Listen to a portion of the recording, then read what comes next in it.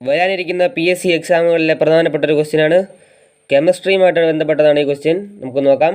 ഒരു നിശ്ചിത mass വാതകത്തിൻ്റെ 300 degree സെൽഷ്യസിലുള്ള മർദ്ദം 1.3 atm ആണ്. ഇപ്പോഴത്തെ വ്യാപ്തം 10 ലിറ്ററാണ്. താപത്തിൽ വ്യത്യാസമില്ലാതെ ഈ വാതകത്തിൻ്റെ വ്യാപ്തം 2.6 ലിറ്ററായി കുറഞ്ഞാൽ ഇപ്പോഴത്തെ മർദ്ദം എത്ര എന്നാണ് ചോദിച്ചിരിക്കുന്നത്.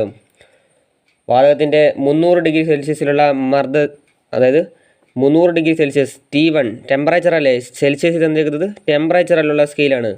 അപ്പോൾ നമുക്ക് T1 = 300 ഡിഗ്രി സെൽഷ്യസ് എന്നെഴുതാം. അങ്ങനെയാണെങ്കിൽ ആ സമയത്തെ മർദ്ദം 300 ഡിഗ്രി സെൽഷ്യസിലുള്ള മർദ്ദത്തെ P1 ആയിട്ട് പരിഗണിക്കാം. P1 എത്രയാണ് തന്നേക്കുന്നത്? 1.3 atm എന്നാണ് തന്നേക്കുന്നത്. 1.3 atm.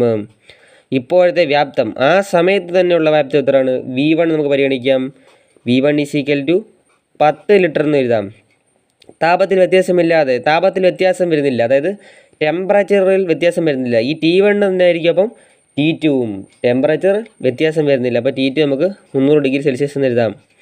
താപത്തിൽ വ്യത്യാസമില്ലാതെ ഈ വാതകത്തിൻ്റെ വ്യാപ്തം തന്നിട്ടുണ്ട്. V2 = 2.6 ലിറ്റർ എന്ന് തന്നിരിക്കുന്നു. ഇതാണ് രണ്ടാമത്തെ വ്യാപ്തം, 2.6 ലിറ്റർ.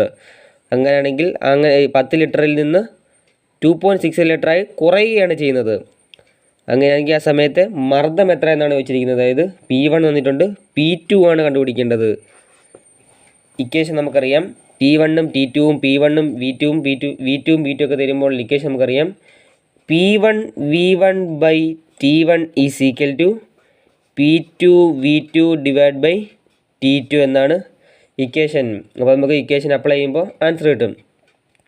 P1 എന്താണ്? P1 = 1.3 ആണ്. 1.3 × V1 10 ലിറ്ററാണ്. T1 എത്ര? 300 ലിറ്റർ. 300 സെൽഷ്യസ് ആണ്. എങ്ങനെ എഴുതാൻ പറ്റും? P2 എന്ന് പറയുന്നത് തന്നിട്ടില്ല. P2 എന്ന് തന്നെ ഇട്ടേക്കാം. V2 എങ്ങനെ എഴുതാൻ പറ്റും? 2.6 ആണ്. 300 കോൺസ്റ്റൻ്റ് ആണ്. ഇവിടെ നമുക്ക് ഈ 300 കളയാം. ഈ 1.3ഉം 2.6ഉം വെട്ടി 2 ആയിരിക്കും. അപ്പം ബാക്കി എന്താ കിട്ടും? 10 ഇവിടെയുള്ള 10. ഈ 10 എങ്ങനെ പറ്റും?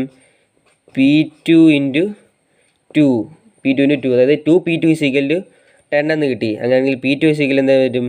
P2 = 10/2. ആൻസർ 5 എന്ന് കിട്ടി. 5 atm ആയിരിക്കും ഇപ്പോഴത്തെ മർദ്ദം എന്ന് പറയുന്നത്.